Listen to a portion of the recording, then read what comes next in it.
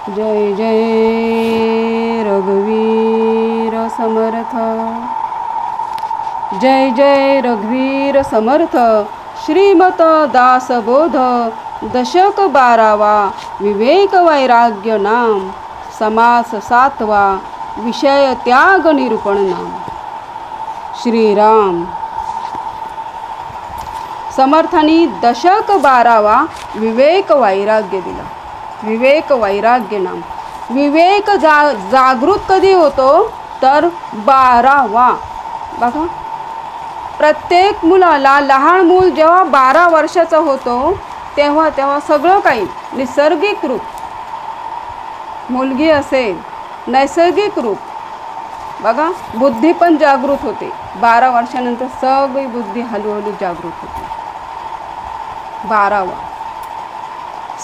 प्रत्यक्षात बघा, समर्थांनी 12 वर्ष श्रीरामाचा जप केला 1300 कोटीचा।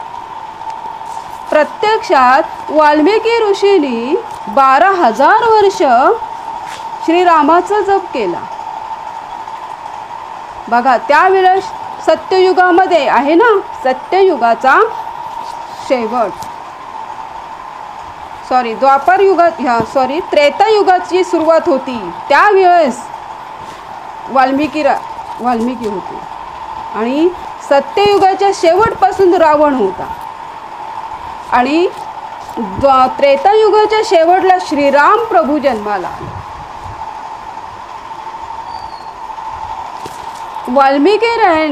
वाल्मिकी ऋषींनी 12,000 वर्ष त्यावेळेस श्रीरामाचा जप केला। तेव्हा कुठे का आलं? रामायण समोर आलं। श्रीराम प्रभू कोण होते, श्री लक्ष्मण कोण होते, भरत कोण होते आणि शत्रुघ्न कोण होते, कोण होती सीता मैया, ते सगळं त्या रामायणामध्ये आहे।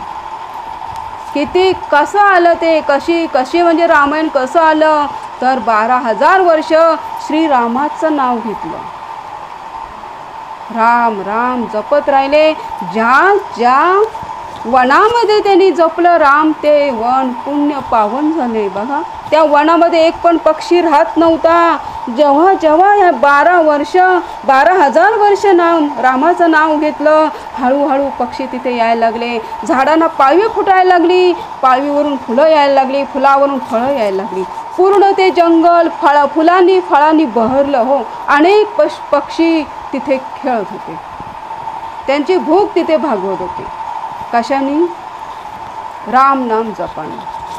बघा, ते विवेक जागृत झाले तिथे। तो एवढा विवेक श्री वाल्मिकी ऋषींना जागृत झाला, समोर रामायण आणलं। समर्थांना तो विवेक 12 वर्ष जप केलं रामाचं, 1300 कोटीचं जप केलं, नंतर तो विवेक जागृत झाला, श्रीमद दासबोध आणलं समोर। बघा, मग त्यांच्यासारखं आपण करू शकतो जर आपण वैराग्य आणलं तर। प्रत्येक जण आणेल का वैराग्य? बघा, मी आणू शकते का वैराग्य? तसं केलं तर हा देह पण करू शकतो, कुठलाही देह, मानव देह कुठला पण करू शकतो जर वैराग्य आणलं तर। वैराग्य अंगी नसेल तर काहीच नसेल। वैराग्य माणसाचं वेगळं असेल, खराब असेल, दुसऱ्यांना त्रास देणारं असेल तर ते काही कामाचं नाही। समर्थांनीच सांगितलं, श्रीराम समर्थ। न्याय निष्ठुर बोलणे बहुतांश वाटे कंटाळवाणे, मळमळ करिता जेवणे विहित नव्हे। बघा, न्याय कसा आहे? न्याय कुठला एक काम घेतला, न्यायाने केलं, कोणाला एक न्यायाने, बघा कोण तुमच्याकडे प्रश्न घेऊन आला, त्याचं उत्तर न्याय स्वरूप दिलं। निष्ठुर कसा आहे? ज्याला नाही दया, ज्याला नाही माया, तुमच्याकडे प्रश्न घेऊन आलं, तुम्ही त्याचं एक आदराने उत्तर द्यायला पाहिजे, पण तुमच्याकडे निष्ठुरपणा आहे, दिलंच नाही। माझ्याकडे कोणी प्रश्न घेऊन आलं, मी त्यांना आदराने द्यायला पाहिजे त्याचं उत्तर, पण मी माझ्याकडे एक निष्ठुरपणा उभारायला दिलंच नाही. बोलणे बघा, न्याय निष्ठुर बोलणे. न्यायाने केलं ते उत्तम आहे, निष्ठुरपणाने केलं ते उत्तम नाही. निष्ठुर वेगळं, निष्ठा वेगळी. निष्ठा त्या एका परमेश्वरावर असलेली काय आपली निष्ठा, ठाम निश्चय. बहुतांश कंटाळवाणे बघा, एखाद्याच्या वतीने जर बघा सत्य असेल तर सत्याच्या वतीने न्यायच होतो. पण कोणाला जर जळीलपणा असेल, आतून जळाऊपणा असेल, तर त्याला का होतो, बहुतांश वाटे कंटाळवाणे. मळमळ करिता जेवणे विहित नव्हे. इथे सांगितले मळमळ करिता जेवणे. आता पोटात भूक लागली काही नाही आपण सोचायचं. बघा, आपल्या पोटाला भूक लागली हे कोणाला कळतं, ज्याला भूक लागली त्याला. पण ज्याला भूकच नाही लागली आणि जेवायला बसलाय, सांगा तो आवडीने जेवेल का? त्याच्यासमोर बरेच पक्वान्न आहेत पण त्याच्या पोटात भूकच नाही. तो कुठला पदार्थ आवडीने खाईल का? तो सरळ करेल का? ह्याला म्हणजे सॉरी ह्याला चव नाही, ह्याच्यामध्ये हे आहे कमी आहे, त्याच्यामध्ये ते सगळं कमीपणा काढत राहील सगळ्याचं.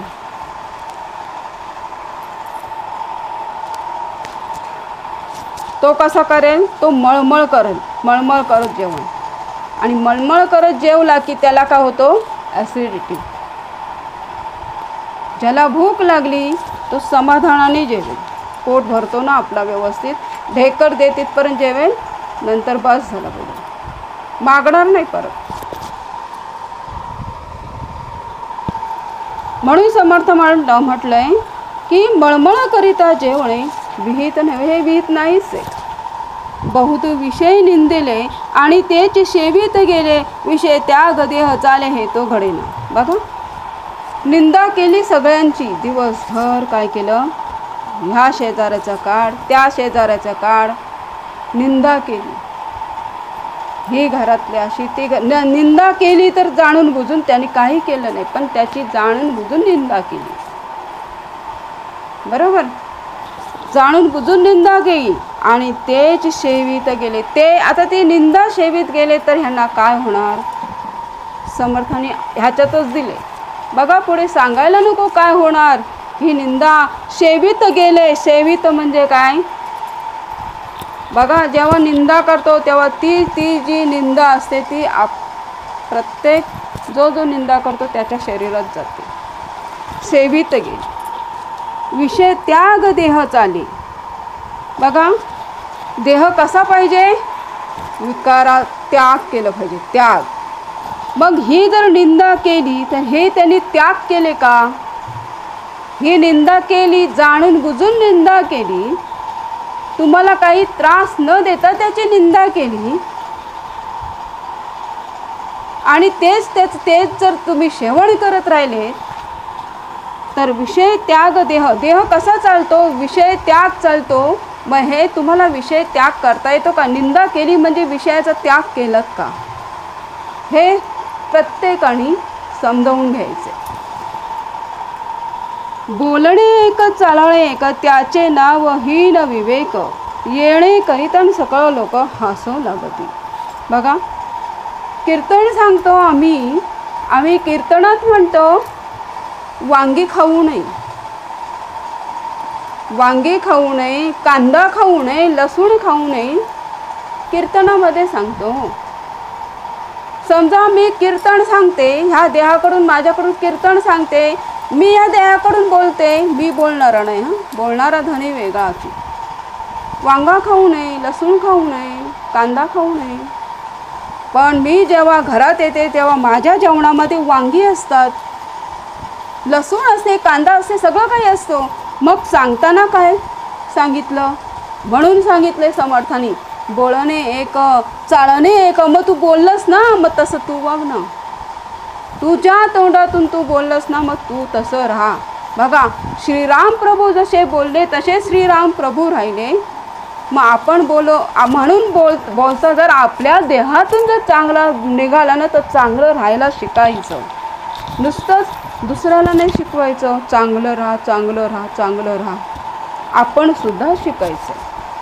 कारण ते ईश्वराला विनवणी करायचे की हे ईश्वरा माझ्याकडून कधी चांगुलपणा करून घे, माझ्याकडून अखंड नामस्मरण करून घे.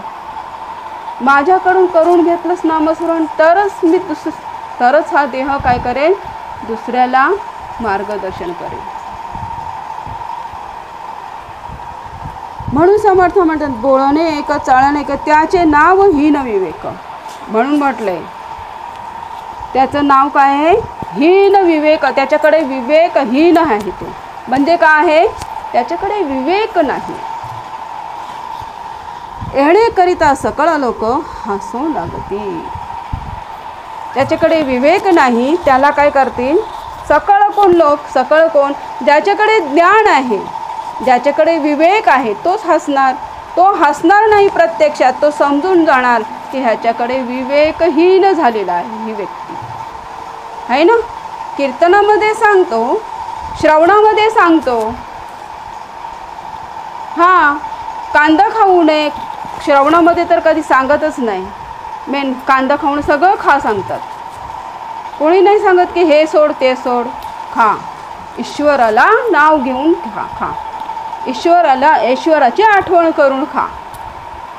पण ह्याच्यामध्ये सांगितलं जातं काय, श्रवणामध्ये सांगितलं जातं लोभ नसावा. बघा प्रत्यक्ष तिथे आता भाग निघालाय. परमेश्वराने दिलंय भाग, ईश्वराने दिले भाग, समर्थाने दिले भाग. अंगी लोभ नसावा. तरी पण इथे बैठकीत बसून आपण सांगतो लोभ नसावा. पण बाहेरला बघितलं तर कशा खालून कोणाच्या आले मोठे मोठे चेक लगेच घेतो आपण, घेतो ना. मग का, लोभ आहे ना. विचार करायचा, अरे तू किती सेवा केलीस, तू किती काम केलंस, तुझ्याकडे एवढा मोठा चेक कसा आला, आपोआप आलं का, हे विचार करायला पाहिजे. मग हा लोभ किती पाहिजे आपल्याकडे. आपण काय देतो ह्या पैशांचा, कोणाला मदत करतो का, कुठे मंदिरं बांधलीत का, कुठे स्वतःहून कुठे काय बांधलं का. जे जे निर्माण झालं ते प्रत्येकाने पैसा काढून निर्माण झालेले आहे.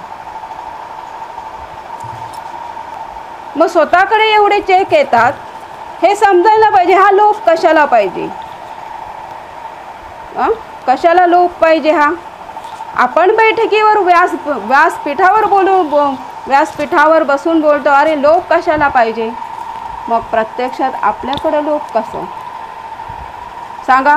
मग जो लोभाने तो तेवढा पैसा घेतो तो दुसऱ्याला किती सांगितलं लोभ नसावा.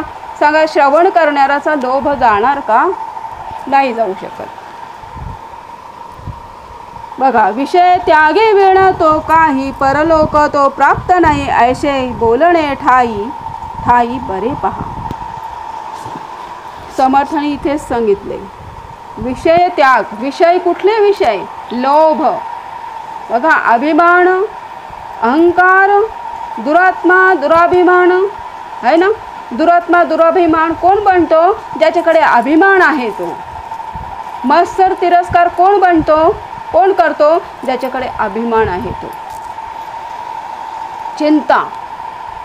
चिंता कोण करतो, ज्याच्याकडे काहीच नाही, पीडित आहे, त्याला कुठला मार्गच सुचत नाही, काय करावं काय नाही, तो चिंता करतो. आणि चिंता देतो कोण दुसऱ्याला, ज्याच्याकडे अभिमान आहे तो दुसऱ्याला चिंता देतो है ना. दुसऱ्यांना त्रास देतो म्हणजे काय, चिंता देतो. मत्सर तिरस्कार, लोभ, खाण्याचा लोभ असावा माणसाला. किती पाहिजे लोभ. पोट किती आपला भरतो तेवढा पुरताच लोभ ठेवा. पोट भरून जास्त खाल्लं तर काय होतं निर्माण, ॲसिडिटीवरून काय होतो निर्माण, अल्सरवरून काय होतो सांगायला नको पुढे, सगळंच काही होतो रोग. मग किती खावं हे समजून जायला पाहिजे है ना.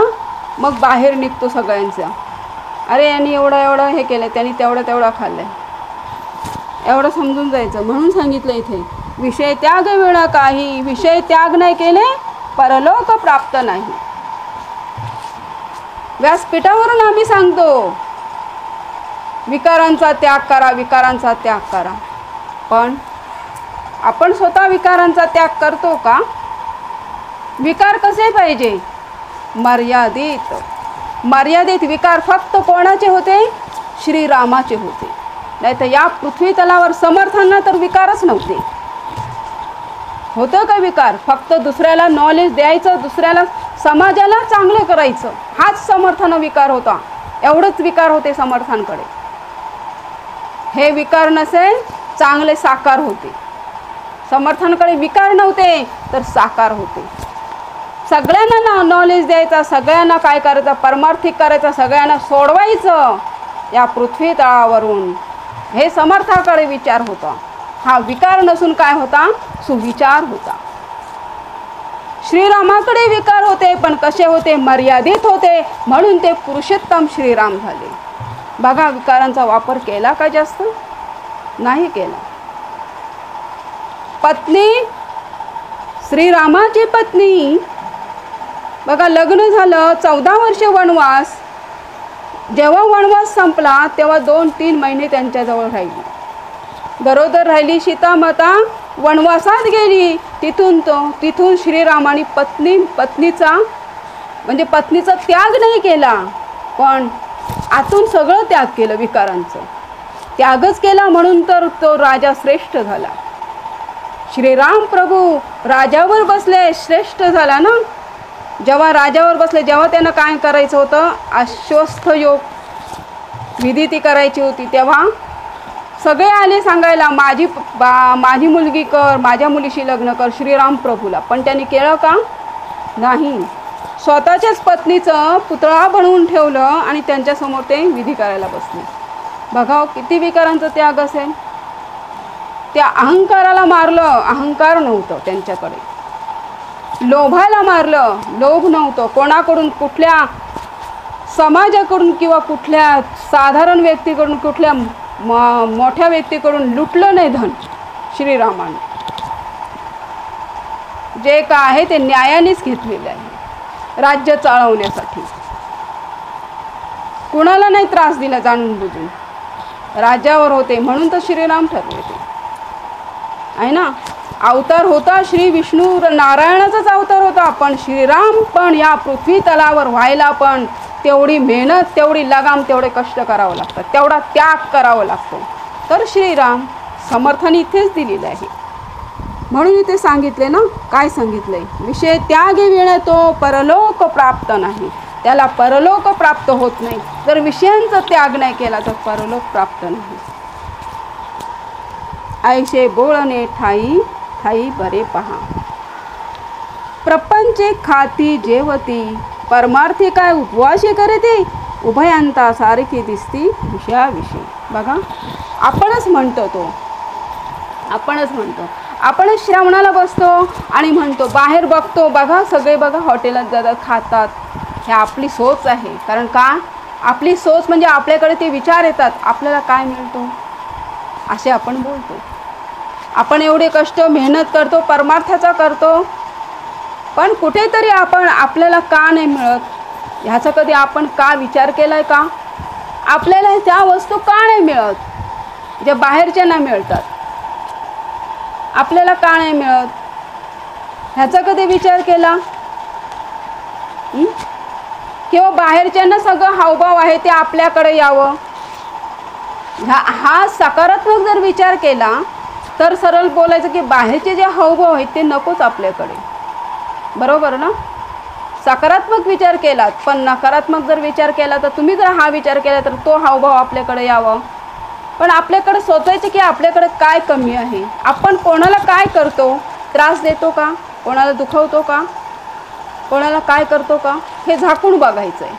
स्पष्ट सांगून उपयोग नाही, पण हे बघायचं आहे अंतर.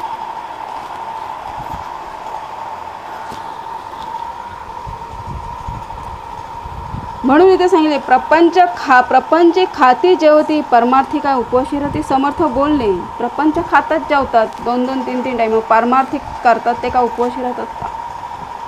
बघा बाहेर जे साधू संत जे ऋषीमुनी आहेत ते महिनाभर त्या ईश्वराची भक्ती करतात. सांगा ते काय खात नाही का. काय खातात ते, काय भक्षण करतात ते, मग त्यांचं पोट कसं भरलेलं असतं हा विचार करा.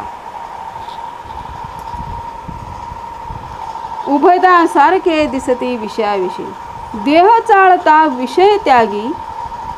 बघा ऐसा कोण आहे जगी याचा निर्वाह मद लागी देह निरूपावा देवे निरूपावा.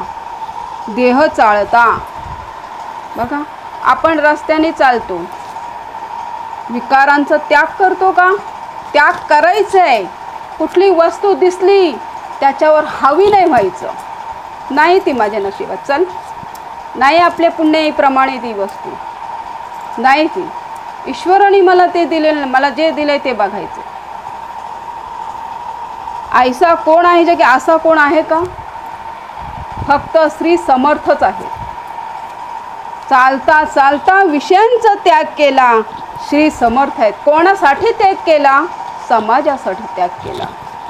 ऐसा कोण आहे जगी याचा निर्वाह मज लागी देवे निरूपावा. म्हणून समर्थ म्हणतात असा कोण आहे का जगात चालता चालता विषयांचा त्याग करणारा. देवाला सांगतात ते मला सांगा की असा कोण आहे का. कोणी चालता चालता विषयांचा त्याग नाही केलेला.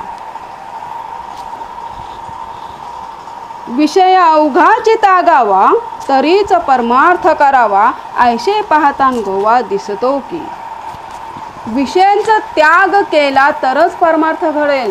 हा आलं बैठकीला बसलं, मान डोलवते, इकडनं डोलवते तिकडनं डोलवते, दुसरा बघतो आई बाई कितीही श्रवण करते असं असं असं वाटतं, पण नाही नुसते मान डोळवते. हां हां हां पण आतमध्ये ह्या शरीराच्या अंतरनाडीमध्ये सुषुम्ना नाडीमध्ये किंवा इडा पिंगळा म्हणाली नाडीमध्ये ते जर सारच उतरत नाही, घेतच नाही आतमध्ये सार, तर काय श्रवण आहे. श्रवण करतो का नुसता मान हलवून श्रवण नाही होत. किती 10 टाइमाची उपासना करा श्रवण नाही होत. बघा जर वागण्यामध्ये बदल नाही झालं तर श्रवण केलं का. घरातला माणूस येतो आपल्याकडे, घरातला जो प्रेमळ व्यक्ती आहे, ज्या व्यक्तीने आपल्याला काहीतरी पुण्यही दिलेले, असा माणूस जरी घरात आला तरी तुमच्या अंतरी कुठेतरी द्वेष मत्सर उभे राहतात. सांगा आतून तुम्ही श्रवण केलं का. बघा जरा झाकून प्रत्येकाच्या अंगात, प्रत्येकाच्या अंतरी तुम्ही नक्की श्रवण केलं का. नक्की त्या ईश्वराला बसवलं का अंतरे. नाही ना, ईश्वर तुम्हाला चालवतोय, तुम्ही त्या ईश्वराला नाही बसवलं अजिबात. ईश्वराला दया आहे तुमची की तो तुम्हाला चालवतो. एवढं म्हणजे विचार करा सांगितले समर्थाने. देह चालता विषय त्यागी ऐसा कोण आहे जग याचा निर्वाह मज लागी देव निरूपाव. विषय अवघाची त्यागावा तरीच परमार्थ करावा ऐसे पाहता गोवा दिसतो की. नाही त्याग करतायत ना. विषयाचा त्याग केला तर परमार्थ करता येतो. हां आम्ही श्रवणाला बसतो, बघा श्रवणाला 100 लोक बसतात, पण त्याच्यातून परमार्थ कोण करतो. नुसतं 2 टाइमाची ना 10 टाइमाची जरी उपासना केली, पण आतून जर श्रवण केला ना तरी ती 2 टाइमाची किंवा 10 टाइमाची उपासना फलित होते. पण श्रवण केलं नाही तर ती उपासना पण तुमची फलित होणार नाही. बघा तुम्हाला मोक्ष नाही, श्रवणच नाही. आतून म्हणजे काय आहे माहिती आहे का. विकारांवर नियंत्रण नसेल तर परमार्थ करून पण काही उपयोग नाही. ऐसा श्रोता अनुवादला वागता उत्तर देता झाला, सावध होऊन मन घाला एतादृशई. आता समर्थाने सांगितले सावध व्हा. सावध म्हणजे काय? जो लक्ष आहे, एक लक्ष द्या, एक लक्ष द्या. कोणाकडे? ईश्वराकडे. बघा, वैराग्य करावा त्याग तरीच परमार्थ योग, प्रपंच त्यागे सर्व सांग परमार्थ घरे. बघा, परमार्थाला जायचं आहे तर अंगात वैराग्य पाहिजे. वैराग्य करावा त्याग, वैराग्याने त्याग करायचं आहे. आता मला जर परमार्थच करायचं आहे, मला श्रवण करायचं आहे, माझ्याकडे कुठला विकार येतो हा मला कळायला पाहिजे अंतरी. मला आता श्रवण करायचं आहे, माझ्याकडून श्रवण होत नाही, मला कुठंतरी आळस आला, या आळसाचा त्याग केलं पाहिजे. माझ्याकडून बदल घडत नाही. मी दुसऱ्याला अद्यापपर्यंत म्हणजे मी जर आता दुसरीकडे गेले, लग्न होऊन सासरी गेले, मी सासरी गेले, मी सासरकरांना काय देणार? काय देऊ शकते का? मी काय देऊ शकते? तर माझी सेवा. मी सेवा दिली, पण त्या सेवेचा ते लोक काय करतात? सासरची लोक जर सेवा देऊन पण माझ्यावर अन्याय करत असेल ती गोष्ट अलग आहे. पण मी सेवाच देत नाही, उलट ती लोक सेवा देतात आणि मी ती लोक सेवा देऊन पण मी त्यांचा काय करतो? तिटकारा करतो. त्यांना काही ना काही द्वेषाने मत्सराने बोलत राहतो. तर ही चुकी कोणाची आहे हे ठरवायचं आहे. परमार्थ करतो मी बाहेर, दास्यभक्ती करतो, 2 टायमाची 3 टायमाची उपासना करतो, 2 टायमाची भळी करतो. मला माहिती नाही ईश्वर काय आहे, नुसतं हा करतो, बैठकीला बसतो पण श्रवण नाही. बघा, हे लोक श्रवणाला नाही बसत, कारण बैठकीला बसतात. बैठकीला बसतो त्याला श्रवण नाही होत, पण जो श्रवणाला बसतो तो बैठकीला बसून सुद्धा श्रवण करतो. बैठकीला मी बसतो, श्रवण नाही होत, मग श्रवण नाही झालं तर माझ्या त्यात बदल होणार का? समर्थांनी तेच सांगितले, वैराग्य करावा त्याग तरीच परमार्थ योग. परमार्थ असाच होतो का? बैठकीला बसले पण श्रवणच नाही, म्हणजे मी परमार्थाला बसत नाही. प्रपंच त्यागे सर्व सांग परमार्थ घडे. मी बैठकीला बसले, मला आठवण येते किचनमध्ये काय केलं, सांगा मी परमार्थात बसले का? म्हणजे मी श्रवणच नाही करत आहे ना. मी बैठकीला बसले, मला बाहेरचे सगळे गावांचे माझ्या समोर येतात दृश्य दिसतोय, म्हणजे मी परमार्थ करतच नाही. असं त्याचं हे होतो. मागे ज्ञानी होऊन गेले तेही बहुत कष्ट केले, तरी मग विख्यात झाले भूमंडळी. बघा, हा आपलाच प्रश्न आहे.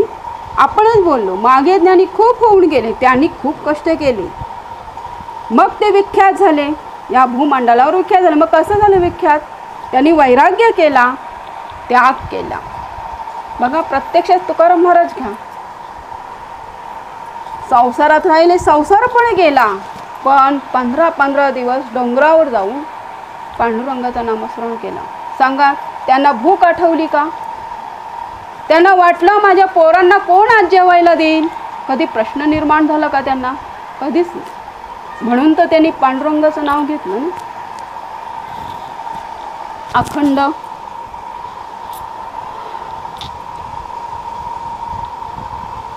एर मत्सर करितांच गेली, अन्न अन्न म्हणता मिटकली, किती एक भ्रष्टली पोटासाठी. एर मिस्टर, एर मत्सर. बघा, एरी मत्सर करितांच गेली, मत्सर करत गेले, अन्न अन्न म्हणता मिटकली. अन्न म्हणजे काय? तो पण अन्न घ्या आणि हे पण अन्न घ्या. अन्न श्रवण पण अन्नच आहे. आणि पोट भरण शरीर मोठं करायचं, पाणी पण अन्नच आहे, कारण तहान लागते पाणी पितो. आहे ना. शरीर मोठं होतं, त्याला अन्न लागते, ते पण अन्नच आहे. अन्न अन्न करिता मिटकली मेली, किती एक भ्रष्टली पोटासाठी. पोटासाठी बघा, मत्सर पोटासाठीच मत्सर करतात ना, आहे ना. बाई बाई यांना कोणा घरातलं बघा, आता एक परिवार आहे, त्याच्यातला एखाद असा सद्गुणी माणूस असतो की आपल्या घरात परिवाराला कोणाला का होऊ नये म्हणून बोलतात ना, पुण्याईने काय करतो, लॉक करून टाकतो अख्ख्या परिवाराला, बाहेरची कुठली आपदा येऊ नये. एवढा प्रेम असतो परिवाराबद्दल. स्वतःचं पण उत्तमच उत्तम तो करतो आणि परिवाराबद्दल पण सोचतो. पण परिवारातले त्या व्यक्तीबद्दल सोचतात का? मग जो पुण्यही देणारा असतो त्याच्यावरच काय करणार, द्वेष मत्सर करतात. मग हे काय करतात, अन्नासाठी. कशा करता हे द्वेष मत्सर करतात, तर अन्नासाठी. इथे प्रत्यक्षात समर्थाने दिले, पोटासाठी द्वेष मत्सर करतात. कशासाठी द्वेष मत्सर करतात, पोटासाठी. वैराग्य मुळीहून नाही, ज्ञान प्रत्ययाचे नाही, सुची आचार तोही नाही, भजन कैचे. बघा, वैराग्यच नाही, मुळात वैराग्य नाही अंगात, तर ज्ञान कसं येणार. आणि ज्ञान नाही तर सुची आचार कसं येणार. ज्याच्याकडे ज्ञानच नाही तो आचार कसं येणार, श्रवणच नाही तर ज्ञान कसं येणार, आहे ना. मग भजन कैचे. बघा, मग किती पण काय केलं तरी, किती पण भजन, किती टालकुटेत राहणं, किती काय करत राहा, तर काय मिळणार का. ऐशे प्रकारीचे जण आपणास म्हणती सज्जन, पाहो जाता अनुमान अवघाज दिसे. बघा, ऐशे प्रकारचे कितीक तरी जण आहेत.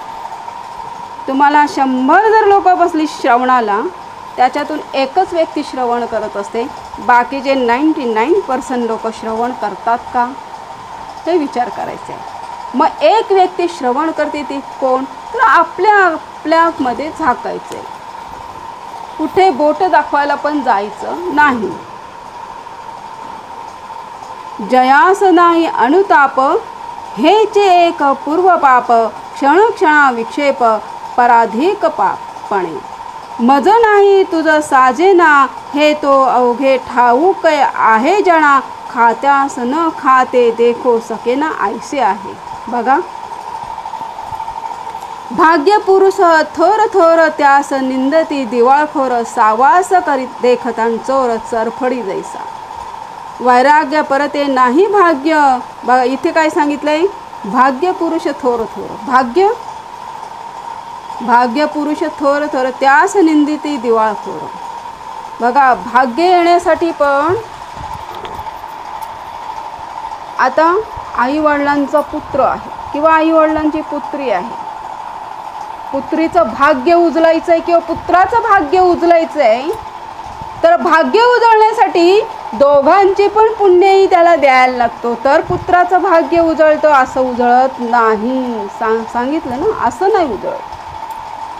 आता दुसरं लक्ष, परिवारामध्ये जेवढं बघा, जो प्रेम करतो ना, मुलांवर प्रेम करतो, तो नक्की अशी पुण्यही देतो का ह्याचं भाग्य उजळू दे. इथे काय दिलंय, वैराग्य परते नाही भाग्य, वैराग्य नाही ते अभाग्य, वैराग्य नसता योग्य परमार्थ नव्हे. हे भाग्य कशामध्ये आहे, कमवण्यासाठी, इथे भाग्य उजळतो. पण परमार्थामध्ये स्वतःला वैराग्यामध्ये आणायला लागतो, असंच भाग्य लाभत नाही. संसारामध्ये दुसऱ्याने दिलेला भाग्य लाभतो, पण परमार्थामध्ये स्वतःलाच घ्यायला लागतो, स्वतःलाच वैराग्य घ्यायला लागतो, तर भाग्य लाभतो. नाही तर भाग्य लाभत नाही. बघा, परमार्थामध्ये वैराग्य परते नाही भाग्य, वैराग्य नाही ते अभाग्य. जिथं वैराग्य नाही तिथं अभाग्य आहे. वैराग्य नसता योग्य परमार्थ नाही. बघा, प्रत्यक्षात ऋषी रामायण कोणी लिहिलं, वाल्मिकी ऋषी.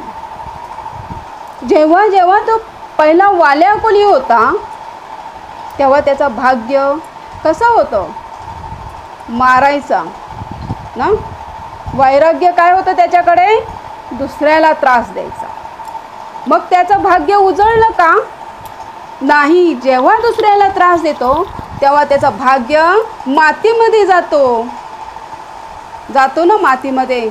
पण जेव्हा ईश्वराचं अखंड नामस्मरण करून पूर्ण देहामध्ये परिवर्तन करतो, पक्षाला मारलं तरी स्वतःच्या डोळ्यातून अश्रू येतात, तेव्हा त्याचं भाग्य उजळलं परमार्थाचं. असंच भाग्य नाही मिळत. 12,000 वर्ष असेच संत नाही होत कोण. आला जन्माला आणि संत झाला नाही, वैराग्य घ्यावं लागतं तर तो संत होतो. असेच ऋषीमुनी नाही होत. वैराग्य अंगी येतो तर ते संत ऋषीमुनी होतात. सगळ्यांनाच ते भाग्य घेता येत नाही. प्रत्येक ज्ञानी वितरागी विवेक बळे सकळ त्यागी, तो जाणे जे महायोगी ईश्वरी पुरुष. प्रत्येक ज्ञानी वितरागी विवेक बळे सकळ त्यागी, विवेकानं सगळ्या काय काय त्याग करतो तो कोण आहे? ईश्वरी पुरुष. अष्टमा सिद्धींची अपेक्षा करून घेतली योग दीक्षा, घरोघरी मागे भिक्षा महादेव.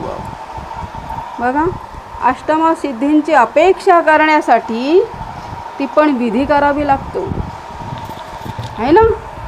अष्टमा सिद्धीची अपेक्षा करायची असेल त्याची पण विधी करावी लागते. ती विधी करण्यासाठी काय आहे?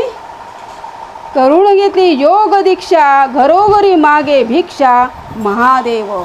लक्षात ठेवा, समर्थांनी अष्टमा सिद्धींची अपेक्षा, त्यांच्याकडे अष्टसिद्धी नाही तर प्रत्यक्षात रामाचा, प्रत्यक्षात काय म्हणतात ना, संसार सोडून ईश्वर चरणी लागले. पण स्वतःचा पोट भरण्यासाठी पण त्यांना ओम भवती पक्षा भिक्षांतीसारखं करायला लागलं ना, सांगितलं ना.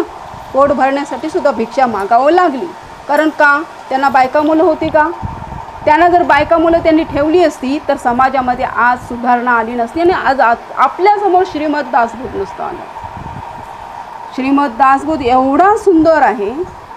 प्रत्यक्षात तुम्ही वाचायला गेलात, त्याच्यातून ज्ञान घ्यायला गेलात तर काही असं ज्ञान आहे की तुम्हाला कळणारच नाही. त्यासाठी किती काही करावं लागतं. आत्मसात करण्यासाठी आत्मसात येणारच नाही. आतून जे ज्ञान आहे ते काही कळणार नाही. एवढं सुंदर दासबोध लिहिलं. तुम्ही गेला असतात का वाचायला 18 पुराण? आहे का तुम्हाला वेळ? संसार करणाऱ्याला कधी 18 पुराण माहिती नाही.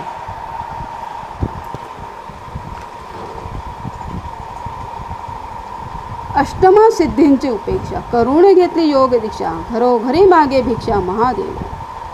बघ, ईश्वराची बरोबरी कैसा करील वेशधारी, म्हणून या सगट सरी होत नाही. ईश्वराची बरोबरी करायला गेला महादेव. बघा, महादेवाची बरोबरी करायला गेला, होईल का हो? प्रत्यक्षात महादेव कुठे बसतो? कैलासावर, आणि ते पण बर्फावर. तुम्ही बसणार का? न. बघा, हे संत हे ऋषीमुनी बसतात कैलासावर, कित्येक वर्ष तपश्चर्या करतात. का हो करतात? ईश्वराचं फक्त नामस्मरण जपतात. पण त्या नामस्मरणामध्ये एवढी पावर आहे की ते कुठे पण जाऊ दे तरी ते तरळतील, आहे ना. बर्फाचा पण गरम वाफारं निघते, एवढी त्यांच्यात ताकद असते. प्रत्यक्षात महादेव कसा होता? वैराग्य पुरुष.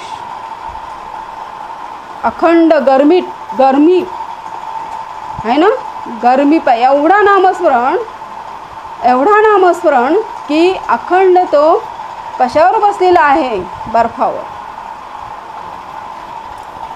ईश्वराचं अखंड नामस्मरण ते महादेवच करतो. ईश्वराची बरोबरी, मग त्यांची बरोबरी करायला गेलं, तशी वेशभूषा करायला गेलं, तेवढा नामस्मरण होईल का? नामस्मरण होण्यासाठी वैराग्य पाहिजे. वैराग्य आणायचं आहे तर सगळे विकारांचा त्याग केला पाहिजे, तर वैराग्य येणार. उदास आणि विवेक त्यास चोदिती सकळ लोक, जैसे लालची मूर्ख रंक ते दैन्य वाणी. जे आचारापासून जेवले ते विचारापासून भ्रष्टले, विवेक करू विसरले विषय लोभी. भजन तरी आवडेना, पुरश्चरण कदापि घडेना, भल्यांस त्यास पडेना, येत निमित्त. वैराग्य करून भ्रष्टेना, ज्ञान भजन संडीना, उत्पन्न आणि वाद घेना ऐसा थोडा. कष्ट करितान सेत पिके, उंच वस्त तत्काळ विके, जाणत्या लोकांच्या कौतुके उड्या पडती. एरते अवघेचे मंदले, दुराशेने खोटे झाले, कान कोडे ज्ञान केले भ्रष्टाकारी. सबळ विषय त्यागणे, शुद्ध कार्याकारण घेणे, विषय त्यागाची लक्षणे ओळखायची. सकळ काही करता देव, नाही प्रकृतीचा ठाव, विवेकाचा अभिप्राव विवेकी जाणती. बघा, सगळा आपण म्हणतो का निसर्ग ही प्रकृतीने केलं सगळं ना. निसर्ग कसं सौंदर्य निर्माण कसं झालं हे आपण प्रत्यक्षात म्हणतो की प्रकृतीने ही प्रकृती आहे. आपण ह्या प्रकृतीला निर्माण करणारा कोण आहे. तुम्ही प्रत्यक्षात श्रीकृष्णाची मालिका बघितली तर ते वृंदावन प्रत्यक्षात कोणी केलं निर्माण. बघा, श्रीकृष्णाने राधेने काय त्यांची शक्ती आहे, देवत्व आहे ना त्यांचं, देवत्वाने ते केलं ना. आज त्या झाडांना सुद्धा आजपर्यंत ती झाडं जशी तशी आहेत वृंदावनमध्ये गेलात तर. मग हे निर्माण करणारा कोण आहे, प्रकृती तर देवच आहे. ह्याला प्रकृती नाही, ही प्रकृतीलाच निर्माण करणारा देव आहे. बीज टाकलं, अंकुर फोडणारा कोण आहे आतून, गरमी देणारा कोण आहे, त्यांना पाऊस देणारा कोण आहे, त्यांना वारा देणारा कोण आहे. बघा, त्यांना मोठं करणारा कोण आहे, हे विचार करा. मग तुम्ही का बोलता की प्रकृती निर्माण प्रकृतीने केलं. काही नाही, प्रकृतीने ह्या प्रकृतीलाच निर्माण केलं ते ईश्वराने.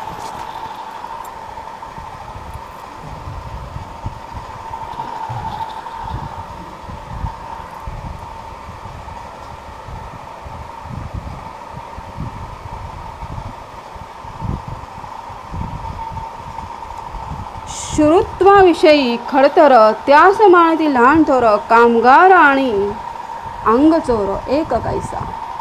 बघा, कामगार आणि अंगकार म्हणजे जो आळशी असतो, जो काम करणारा आणि आळशी, त्याला एक मानू शकतो का. भले पगार तेवढाच असेल, भले तो एक दिवसाची मजुरी तेवढीच घेईल, पण त्यांना एकसारखं मानता येणार नाही. त्याग तार्किक जाणे, बोला ऐसे चालू जाणे, पिंड ब्रह्मांड सकळ जाणे, यथायोग्य ऐसा जो सर्व जाणता, उत्तम लक्षणे पुरता, तयाची निसार्थकता सहजीची होय. ऐसा जो सर्व जाणता कोण आहे.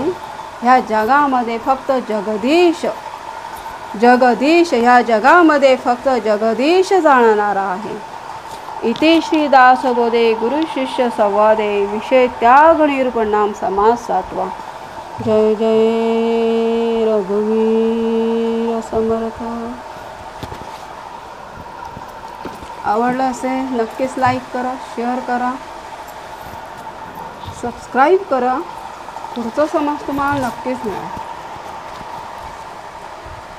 जय हिंद, जय महाराष्ट्र, जय भारत, वंदे मातरम. भारत माता की जय.